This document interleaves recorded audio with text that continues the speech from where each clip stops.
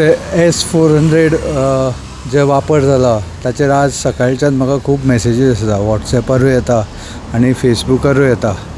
तेन्ना बाबा आसतना ताचें डिसिजन जाल्लें, पण हाचें श्रेय हे एका मनशाक वचना. It's a collective decision. पयलींच्यान 2014तल्यान जे सरकार आयला ताणें डिफेन्सा बाबतींत अशे अनेक निर्णय घेतल्या आनी तातूंतल्यान हो एक निर्णय आशिल्लो आनी ते घेवपाक बाबान एक व्हडलो रोल केला. एका गोंयकारान तातूंत भाग घेतला. देशाच्या रक्षणा खातीर एक निर्णय घेवपाक मोठो वांटो आसा एकदम वयल्या स्तरार. हे सगळ्यांक आमकां अभिमानाची गोश्ट आसा आनी म्हणून सकाळच्यान वॉट्सॅप फेसबुकार अनेक मॅसेजीस पळोवपाक मेळ्ळा. S-400चे हे आसा मेन म्हणजे ताची केपेबिलिटी इतली आसा की अमेरिकेन काट्सा म्हणून एक लॉ आसा, countering American adversaries by through sanctions act म्हणून.